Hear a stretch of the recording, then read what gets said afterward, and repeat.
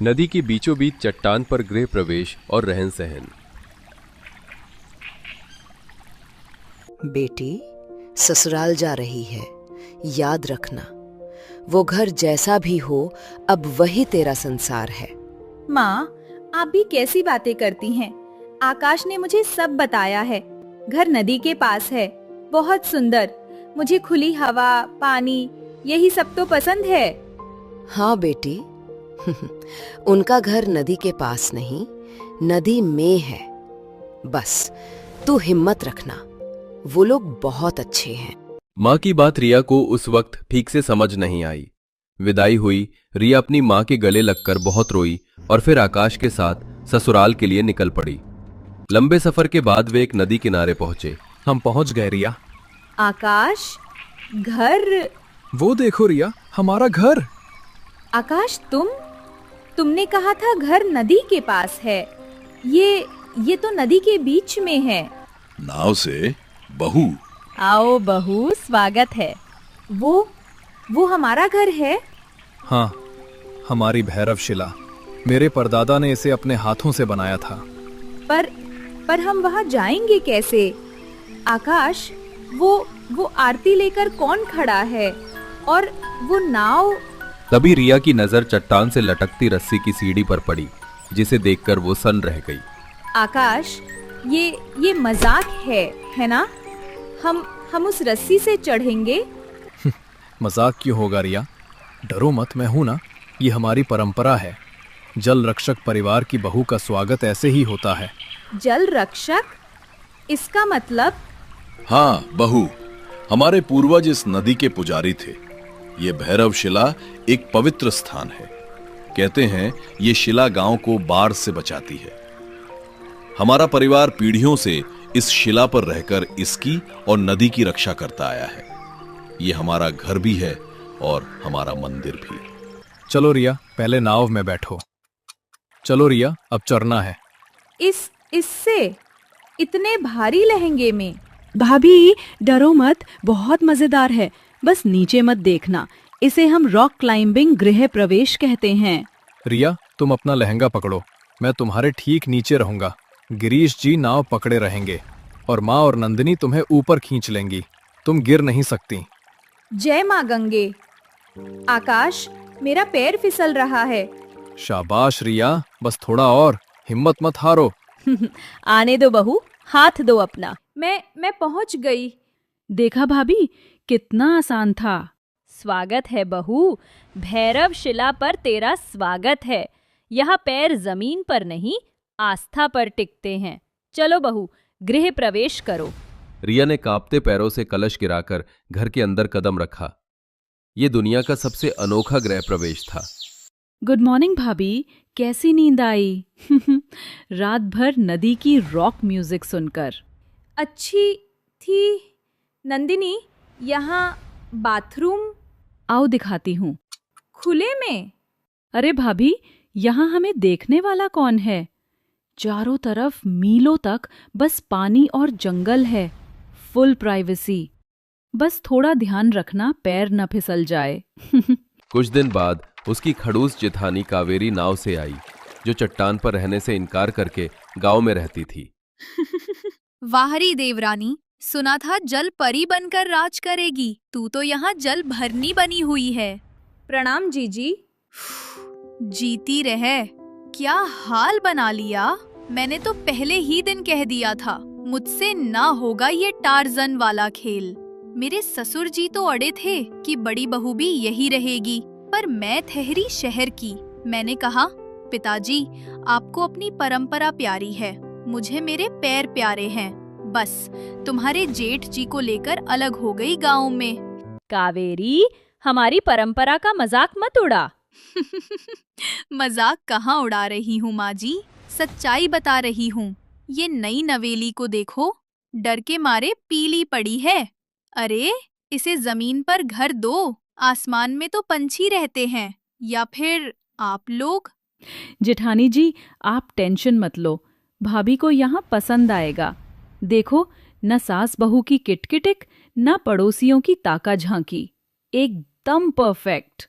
हाँ, ताका झांकी करने के लिए इंसान है ही कहाँ। ऊपर चिड़िया, नीचे मछली। चलो रिया, मैं चलती हूँ। अगली बार आऊंगी तो तेरे लिए जमीन से मिट्टी ले आऊंगी। कम से कम घर में पैर तो रख सकेगी। बहू, मन नहीं लग रहा क्या? उसकी बातों पर ध्यान मत दे। कावेरी को तो बस जबान चलानी आती है। नहीं माँ जी, ऐसी बात नहीं है, बस अभी आदत नहीं है ना। आदत डाल ले बहू, हम जल रक्षक हैं। ये शिला हमारी माँ है, जिसने हमें यहाँ रहने की जगह दी। हम उसे छोड़कर कैसे जा सकते हैं? ये घर नहीं, तपस्या है। भाभी, आप चढ़ो, मैं नाव बांधती हूँ। आ भाभी, मैं गिर जाती अभी। बस बहू, इतना डर गई? अरे हम तो बचपन से ये कर रहे हैं। आप कर रही होंगी माँ जी, मैं नहीं कर सकती। मुझसे नहीं होगा ये सब। ये घर नहीं है, ये मौत का कुआं है। मुझे डर लगता है, हर पल डर लगता है। रिया, मुझे पता है ये मुश्किल है, शांत हो जाओ। मुश्किल? आकाश, ये मुश्किल नहीं है, ये असंभव है। मैं आज मरते मरते बची हूँ। मैं हर रोज मरते मरते बचती हूँ। तुम्हारी परंपरा के लिए मैं अपनी जान नहीं दे सकती। मुझे मेरा घर चाहिए आकाश, जमीन पर, पैरों के नीचे, जहाँ मैं सुबह उठकर तुलसी को पानी दे सकूं, ना कि ये हिसाब लगाऊं कि आज रस्सी कितनी गीली है। जहाँ मैं अपनी पड़ोसन से बात कर सकूं, इन मछलियों से नहीं। रिया, मैं समझ रहा हूँ, पर माँ, पिताजी, हमारी परंपरा, तुम बस थोड़ा और कितना? जब मैं इस नदी में गिर जाऊंगी, तब तक तुम भी उनका ही साथ दोगे ना? पानी घर में आ रहा है। माँ, अब क्या हम सब तैरेंगे? गिरीश जी, रस्सी की सीढ़ी को ऊपर खींच लीजिए, कहीं बह ना जाए। क्या हुआ? सीढ़ी बह गई, तूफान में टूटकर बह गई। लो, अब हम यहाँ फंस गए। बिग बॉस का असली सीजन तो अब शुरू हुआ है। हम सब मर जाएंगे। मैंने कहा था ये जगह रहने लायक नहीं है। अब हम फंस गए, हम सब डूब जाएंगे। रिया, शांत हो जाओ, कुछ नहीं होगा। नहीं, मुझे जाना है यहाँ से, मुझे अभी जाना है। चुप कर बहू, भरोसा रख, ये भैरव शिला हमारी रक्षा करेगी। इसने आज तक हमें कुछ नहीं होने दिया, आज भी नहीं होने देगी। कैसा भरोसा माँ जी? किस शिला पर? ये पत्थर है, ये आपकी जान नहीं बचाएगा। आपकी परंपरा हमें ले डूबेगी। मुझे मेरे बच्चे के लिए जीना है। हाँ, मैं माँ बनने वाली हूँ और मैं अपने बच्चे को इस चट्टान पर जन्म नहीं दूंगी। शारदा, रिया बहू ठीक कह रही है। ये शिला पवित्र है और इसने हमारी रक्षा की। पर परंपरा का मतलब ये नहीं कि हम आने वाली पीढ़ी को खतरे में डालें। हमारी तपस्या पूरी हुई। बेटा, जैसे ही पानी उतरे, गांव जाकर जमीन की बात कर। नदी के उस पार अपनी जमीन पर घर बनाएंगे। लेकिन पिताजी, हमारी परंपरा हम तब भी निभाएंगे। हमारा नया घर यहां से दिखेगा।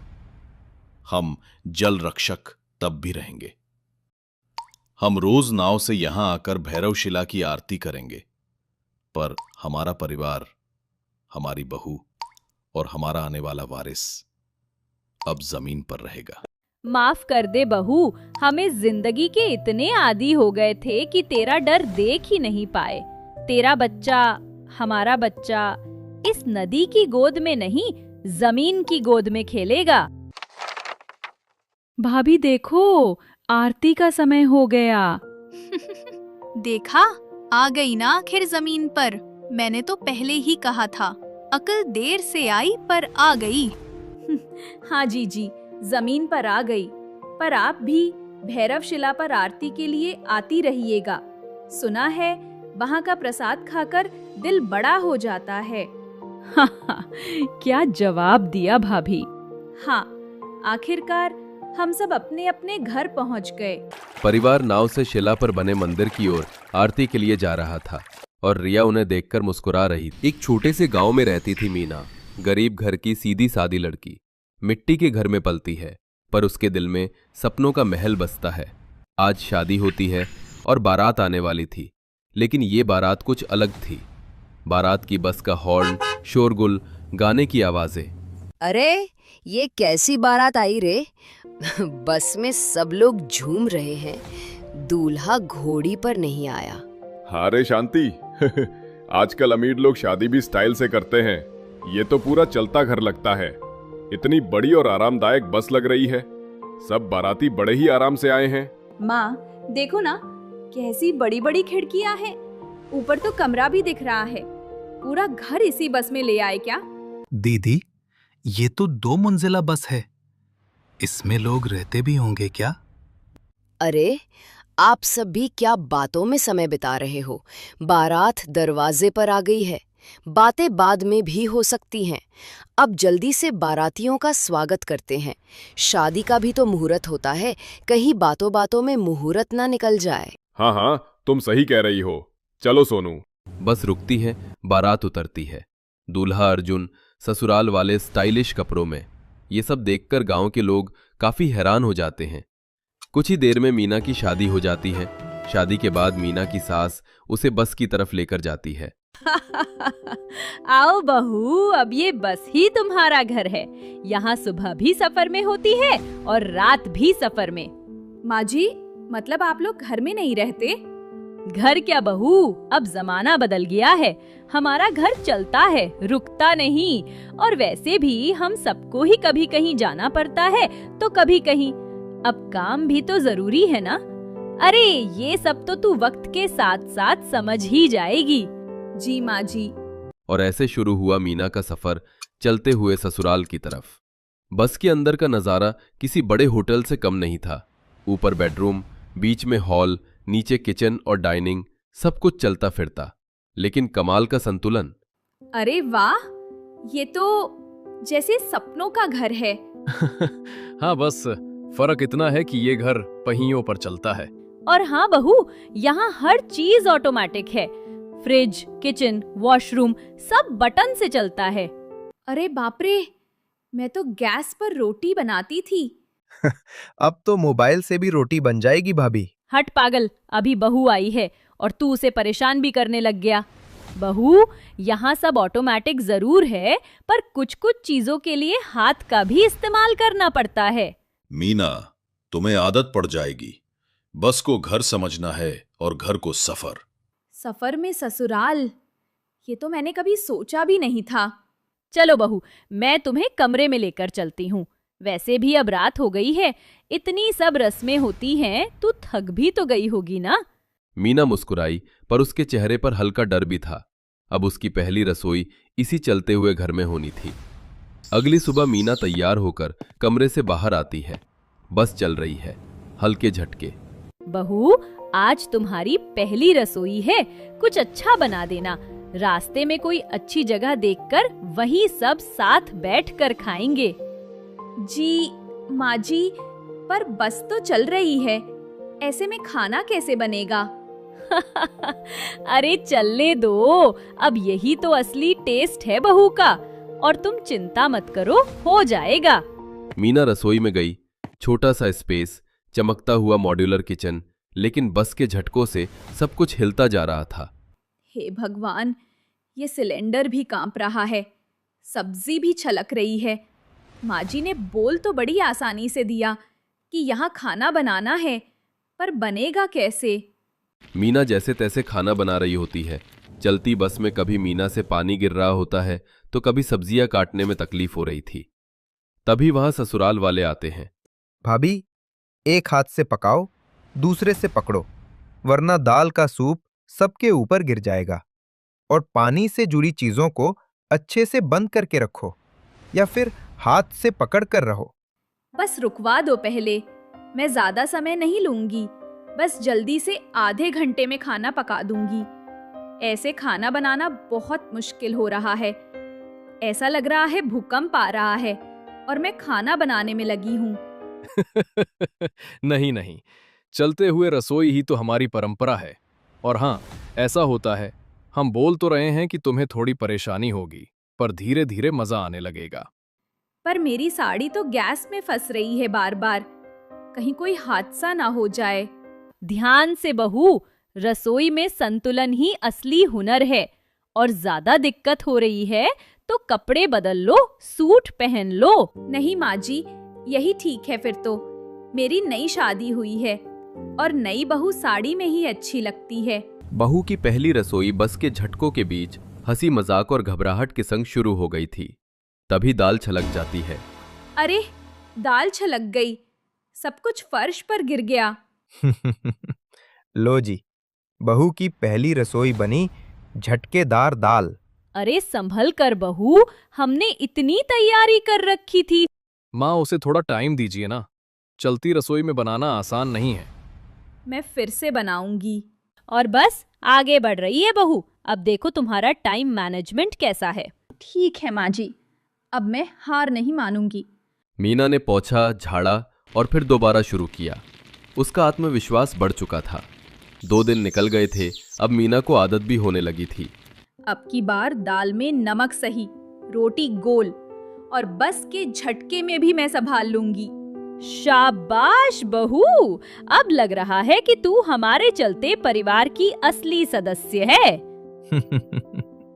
भाभी, अब जरा मुझे भी सिखाओ, कैसे चलती बस में रोटी बेलते हैं। पहले पैर जमाओ, फिर बेलन पकड़ो। मीना, तेरे हाथों की खुशबू पूरी बस में फैल गई है। मुझे तो लग रहा है ये बस नहीं, अब सच में घर बन गया है। मीना की मेहनत से वो बस, जो सिर्फ मशीन थी, अब एक सजीव घर लगने लगी थी। तभी एक झटके से बस रुक जाती है। अरे, क्या हुआ ड्राइवर अंकल? इंजन ओवरहीट हो गया है साहब, कुछ देर लग जाएगी। ओह, अब क्या करेंगे? सब रुकिए, मैं इंजन के लिए ठंडा पानी लाती हूँ। भाभी, तुम्हें ये सब आता है? गरीब घर में हर लड़की कुछ न कुछ जुगाड़ सीख ही लेती है। मीना ने पानी डाला, ड्राइवर की मदद की और इंजन फिर से गरजा। सब हैरान रह गए। वाह मीना, तुम तो सच्ची सुपर बहू निकली। अब तो मान गई, हमारी बस को चलाने की ताकत तू ही है बहू। बस पहाड़ियों के बीच से गुजर रही थी। बाहर नारंगी आसमान, अंदर मीना के हाथों की महक। सब साथ बैठे थे। चलो सब खाना खाते हैं। माँ जी, मैंने दाल, रोटी और हल्की खिचड़ी बनाई है। बहू की पहली रसोई और चलती बस, क्या कॉम्बिनेशन है।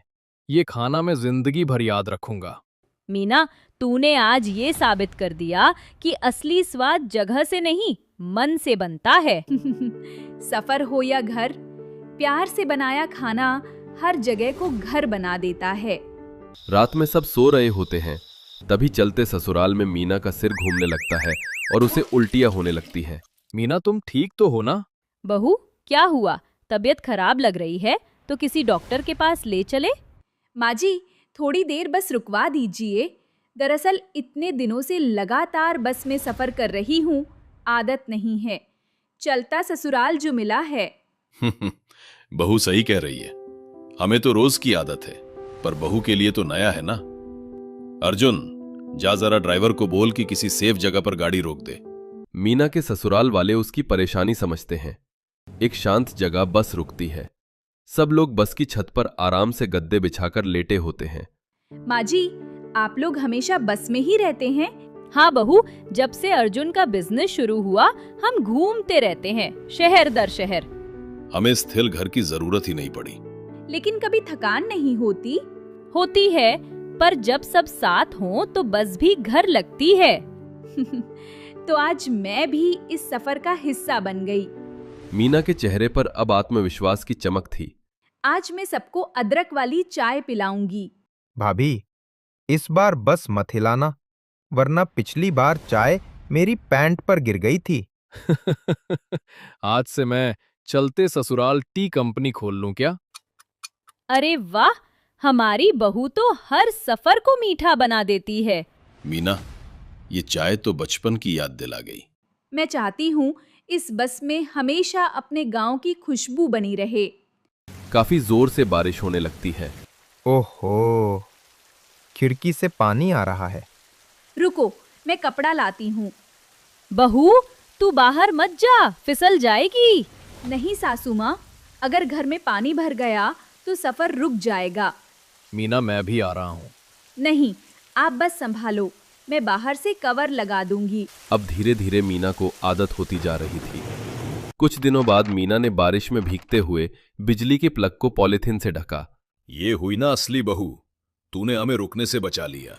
मीना, आज से तेरे नाम एक नया नियम, अब से ये बस तेरी जिम्मेदारी है। भाभी, अब तो तुम चलते हुए ससुराल की कप्तान हो। अरे नहीं, मैं तो बस घर संभाल रही हूँ।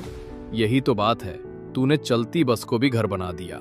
आज तूने जो साबित किया है वो अब तक कोई बहू नहीं कर पाई।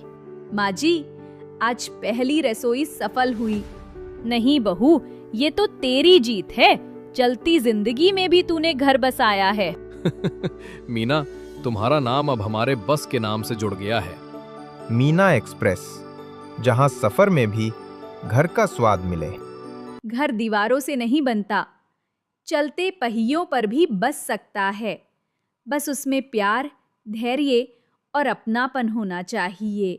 और यूं चलते चलते इस बस में बसी मीना की रसोई बन गई घर, परिवार और सफर का सबसे मीठा स्वाद।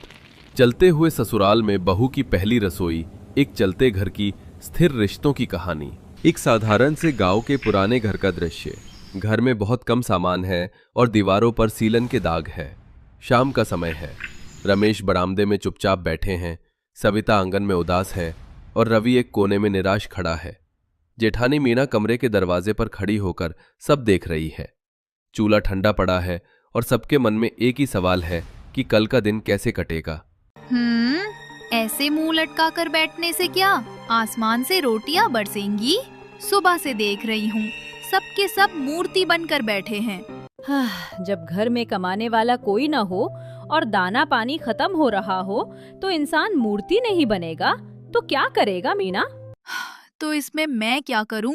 मेरे वाले तो शहर में पड़े हैं, महीने में 2000 रुपए भेजकर सोचते हैं कि मैं यहाँ महल में रह रही हूँ। उन पैसों से तो मेरे खुद के खर्चे पूरे नहीं होते। बहू, सुरेश भी वहाँ मेहनत ही कर रहा है। शहर में खर्चे ज्यादा होते हैं। खर्चे ज्यादा होते हैं या वो हम लोगों को भूल गए हैं? और यहाँ ये आपका छोटा बेटा रवि जवान जहान होकर घर में बैठा है, शर्म नहीं आती इसे? भाभी, मैं कोशिश तो कर रहा हूँ। जहाँ भी काम के लिए जाता हूँ सब मना कर देते हैं। कोशिश? तुम्हारी कोशिशों से तो घर का चूल्हा जल गया। काश मेरी शादी इस घर में ना हुई होती। मेरे तो कर्म ही फूटे हैं। बाबूजी, पानी पी लीजिए, शाम हो गई है। जीती रहो बेटी, तू ही है जो इस घर में सबका ख्याल रखती है। हाँ हाँ, बड़ा ख्याल रखती है। पानी पिलाने से अगर पेट भरता ना तो आज ये नौबत ही नहीं आती। जब से इस मनहूस ने घर में कदम रखा है, रही सही बरकत भी चली गई। भाभी, अपनी जबान को लगाम दीजिए। प्रिया के बारे में एक शब्द भी और कहा तो अच्छा नहीं होगा। चुप हो जा रवि, वो तेरी भाभी है, बड़ी है तुझसे। कह रही है तो कुछ गलत तो नहीं कह रही।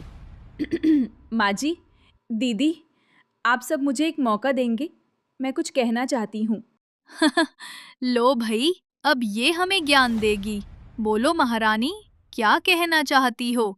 कौन सा खजाना गाड़ रखा है तुमने जो निकाल कर हमें दोगी? दीदी, खजाना तो नहीं है, पर मेरे हाथों में हुनर है।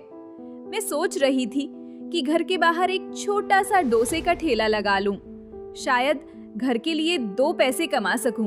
प्रिया की बात सुनकर सब चुप हो जाते हैं। मीना का मुंह हैरानी से खुल जाता है और सविता उसे घूरने लगती है। ठेला? तू ठेला लगाएगी? अरे वाह, प्रसाद खानदान की बहू अब सड़क पर डोसे बेचेगी। पूरे गांव में हमारी नाक कटवाएगी तू। दिमाग खराब हो गया है तेरा प्रिया। लोग क्या कहेंगे? कहेंगे कि घर के मर्द निकम्मे हो गए, इसलिए औरतें सड़क पर उतर आई हैं। माँ जी, लोग आज भी तो बातें बना रहे हैं। वे कहते हैं कि इस घर के लोग कामचोर हैं। मेहनत करके कमाना बातों से ज्यादा अच्छा है।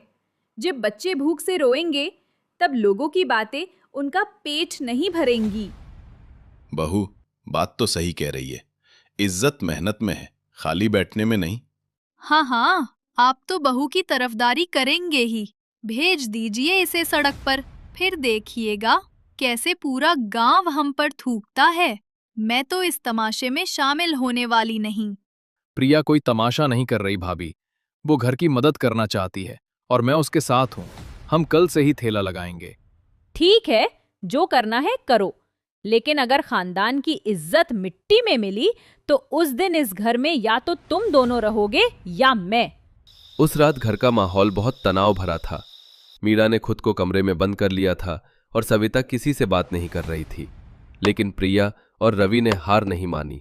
उन्होंने घर के पुराने सामान से एक काम चलाऊ ठेला तैयार किया। अगली सुबह प्रिया ने अपनी शादी की आखिरी पायल बेचकर डोसे का सामान खरीदा और दोनों गांव के नुक्कड़ पर अपना ठेला लगाकर बैठ गए। रवि, तुम्हें सच में लगता है ये काम करेगा? मुझे तुम पर और तुम्हारे हुनर पर पूरा भरोसा है प्रिया। बस शुरुआत की बात है। देखना, एक बार किसी ने तुम्हारे हाथ का डोसा खा लिया तो वो बार बार आएगा। अरे देखो तो बहन, जमाने का फेर। कल तक जो घर की रानी थी आज सड़क पर खड़ी है।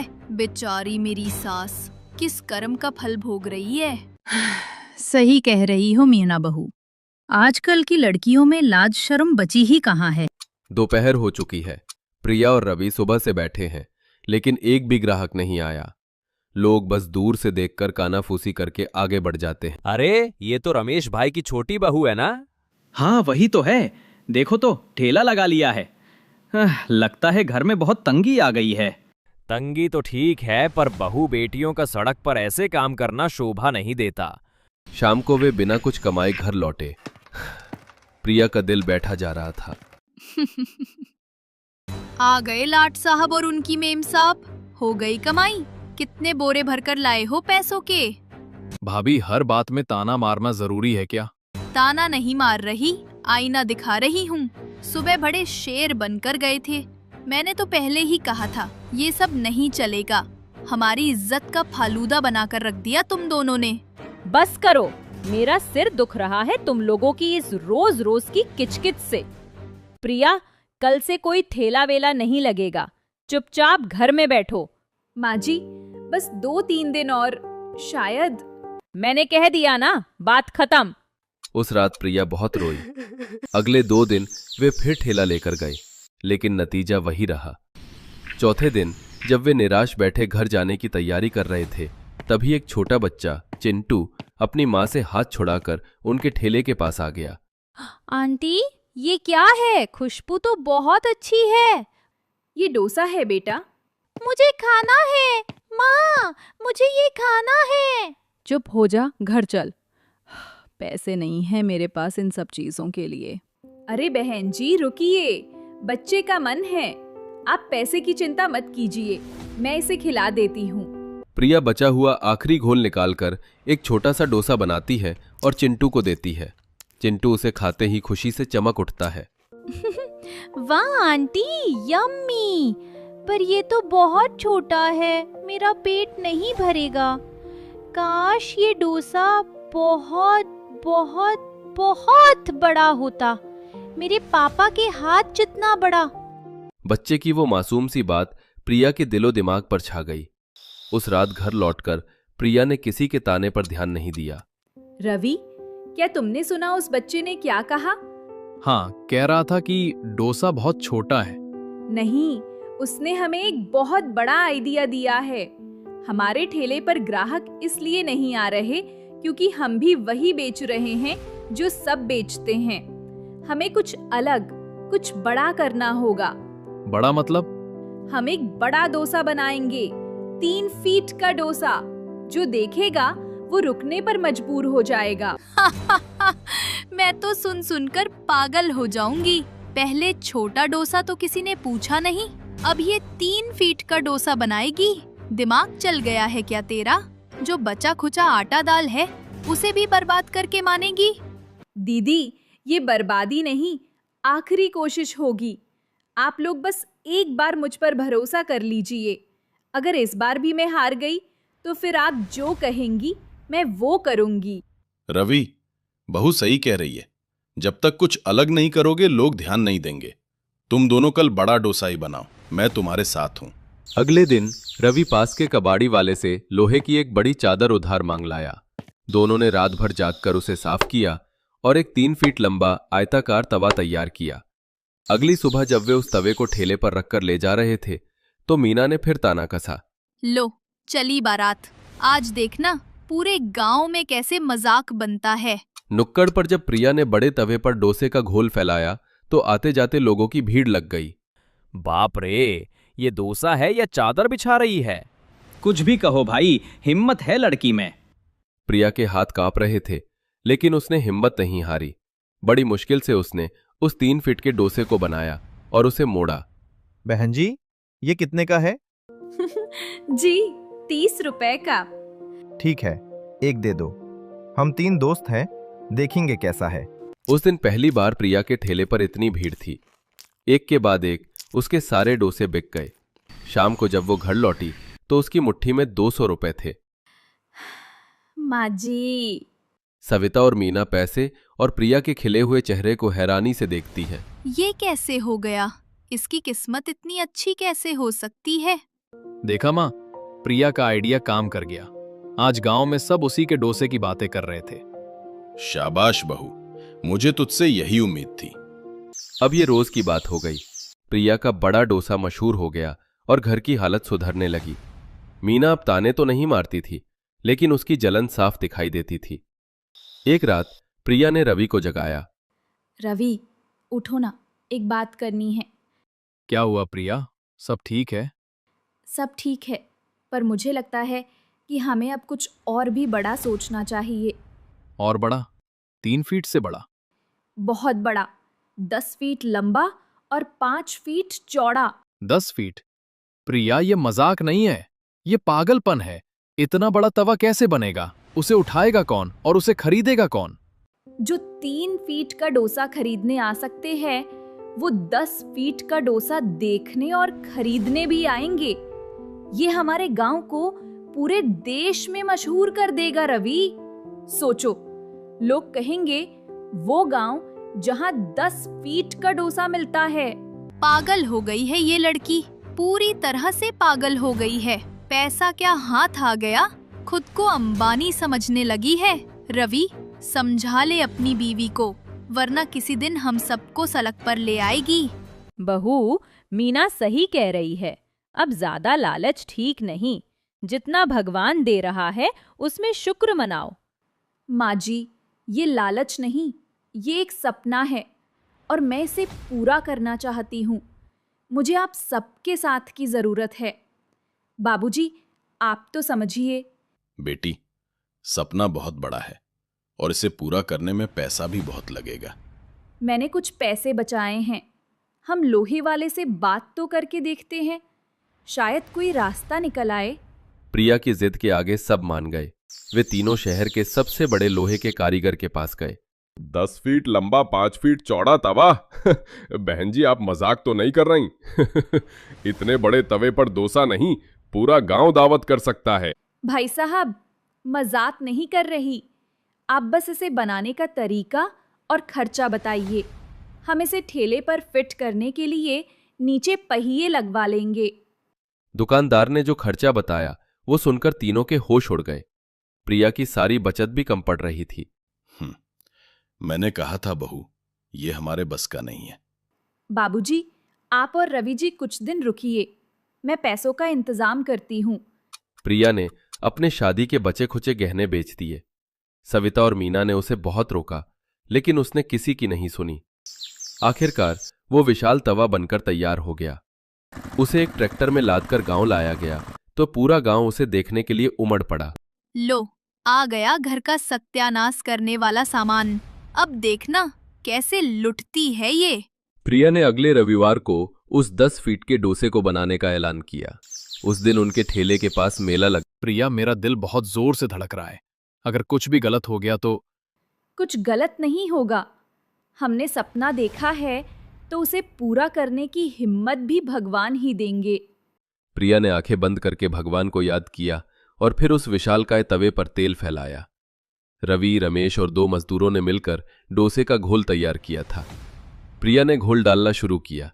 सब लोग सांस थामे देख रहे थे। जब डोसा सिंक गया तो उसे मोड़ने की बारी आई। प्रिया और रवि ने बांस के 2 बहुत लंबे डंडों से उसे मोड़ना शुरू किया। जैसे ही वो विशाल डोसा बिना टूटे पूरी तरह से रोल हो गया, भीड़ ने तालियां बजाईं और जयकारे लगाए। मान गए बहन जी, आपने तो इतिहास रच दिया। उस दिन के बाद प्रिया और उसका डोसा एक किंवदंती बन गए। पत्रकार आए, टीवी वाले आए और उनका नाम हर जगह छा गया। अब 5 साल बाद गांव के बाहर हाईवे पर एक भव्य रेस्टोरेंट है, प्रिया का डोसा वर्ल्ड। आज उसका 5वां स्थापना दिवस है। रेस्टोरेंट ग्राहकों से भरा है। एक टेबल पर प्रिया, रवि, रमेश, सविता और मीना बैठे हैं। मीना अब रेस्टोरेंट का कैश काउंटर संभालती है और उसके चेहरे पर अब गर्व और सम्मान का भाव है। आज भी यकीन नहीं होता कि हम कहां से कहां आ गए। ये सब मेरी बहू की हिम्मत की वजह से हुआ। ये बहू नहीं, हमारे घर की लक्ष्मी है। माँ जी, प्रिया सिर्फ इस घर की नहीं, हम सबकी हिम्मत है। अगर उस दिन इसने मुझे गलत साबित ना किया होता तो शायद मैं आज भी उसी छोटी सोच में जी रही होती। प्रिया, मुझे माफ कर देना, मैंने तुम्हें समझने में बहुत देर कर दी। नहीं दीदी, ऐसा मत कहिए। आप बड़ी हैं, आपका हक था। हम सब एक परिवार हैं और परिवार की जीत ही सबकी जीत होती है। देखो वो चिंटू आ रहा है। प्रिया दीदी नमस्ते। आज भी वो 10 फीट वाला डोसा बन रहा है क्या? हाँ चिंटू, आज का पहला 10 फीट का डोसा तुम्हारे और तुम्हारे दोस्तों के लिए। आखिर ये कहानी शुरू तो तुमसे ही हुई थी। सब हंसने लगते हैं। उस रेस्टोरेंट की दीवार पर एक बहुत बड़ी तस्वीर लगी थी, जिसमें प्रिया और रवि पहली बार उस 10 फीट के डोसे को बना रहे थे। उस तस्वीर के नीचे लिखा था, कोई भी सपना इतना बड़ा नहीं होता कि उसे हिम्मत और मेहनत से पूरा न किया जा सके।